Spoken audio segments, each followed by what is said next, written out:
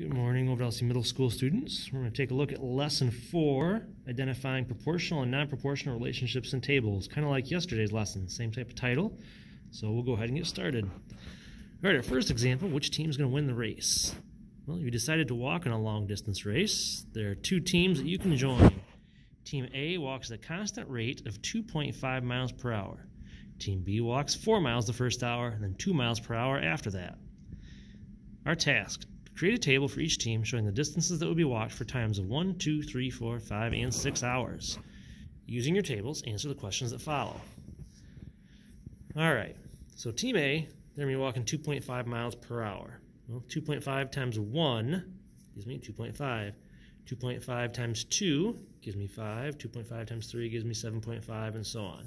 Just taking 2.5 times however many hours I'm going to go for. Team B is a little different because they said they walked 4 miles in the first hour and then 2 miles every hour after that. So as you work your way through your hours, they're just going to keep adding 2 after that initial 4-hour burst.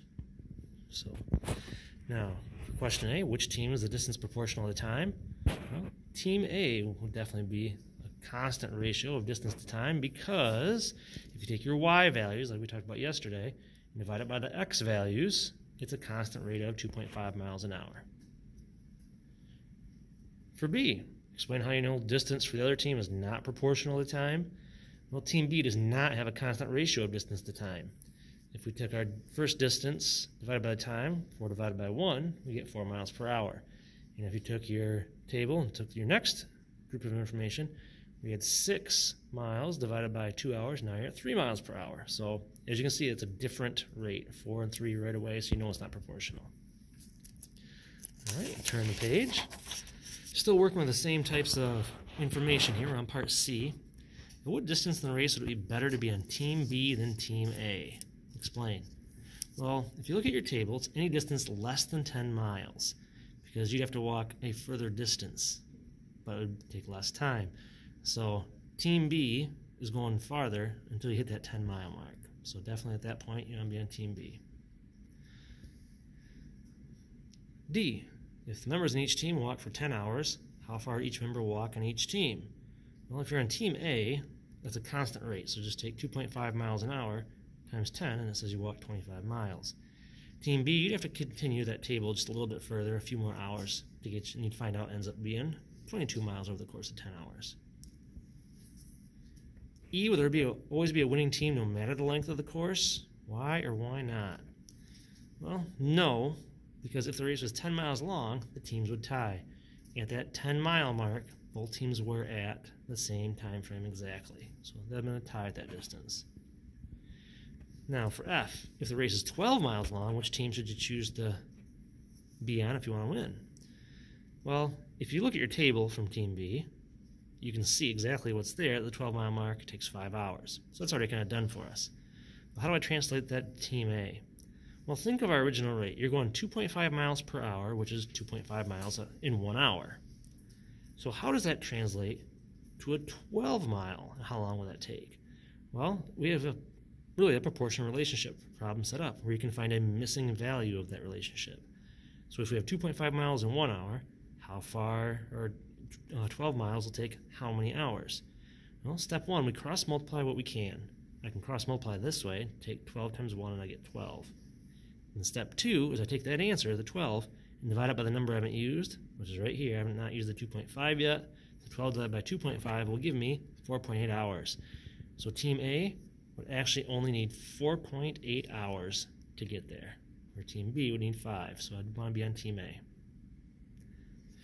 All right, let's jump to the other page now. Our next page says Bella types at a constant rate of 42 words per minute. Is the number of words she can type proportional to the number of minutes she types? Create a table to determine the relationship. Well, they gave us a constant rate, 42 words every minute. So 42 times 1 gives you 42.